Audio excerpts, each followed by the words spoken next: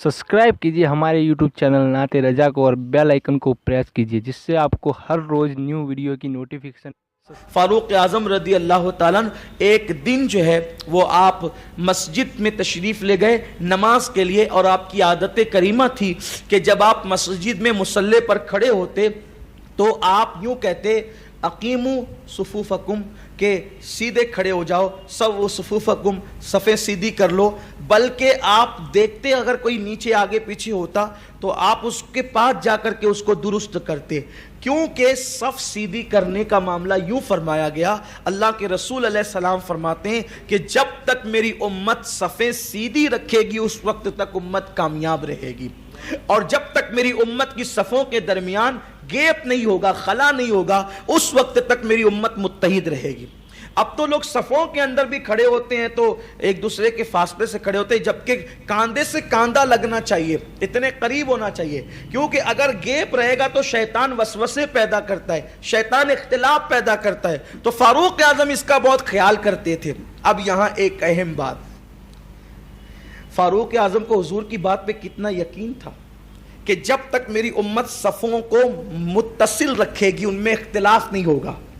तो फारूक आज़म ने उम्मत को मुत्तहिद रखने के लिए मस्जिद में सफ़ों को मुत्तहिद रखने पे कितना जोर दिया, और जब तक के लोग सफ़ों में मुत्तहिद रहते थे फारूक आज़म के दौर तक, तो फिर उम्मत ये मुत्तहिद रही, इस उम्मत में इत्तेहाद रहा। आज भी हम तो पहली बात दाएं बाएं देखते भी नहीं है, इधर अकामत भी उधर सीधा शुरू, जबकि नमाज पढ़ाने वाले को चाहिए कि वो देखे, सफ़ों का जायजा ले और उसके बाद सफ़े दुरुस्त करवाए। लोगों को भी चाहिए कि सफ़ दुरुस्त करें।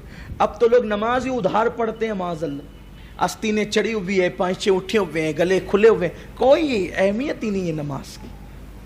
नमाज की कोई अहमियत ही नहीं है। नमाज कितनी अहम इबादत, अहमुल इबादात है नमाज, लेकिन बस पढ़ लिया। नमाज को आदत समझकर पढ़ रहे हैं, नमाज को इबादत समझकर नहीं पढ़ रहे। हमने नमाजों को आदत बनाया है, इबादत नहीं बनाया है, जबकि ये नमाज की शान ये है कि 2 रकअत नमाज पूरी कायनात की नेमतों से अफजल है।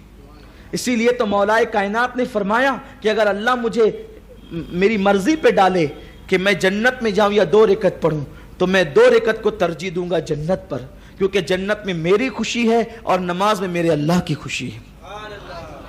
इसलिए मेरे आका सल्लल्लाहु अलैहि वसल्लम के दीवानों, अपनी आदत बनाएं, सफ़े दुरुस्त रखें और एक दूसरे के कंधे से कंधा मिला के खड़े रहें, ताकि अल्लाह आपके दरमियान इत्तेहाद रखे।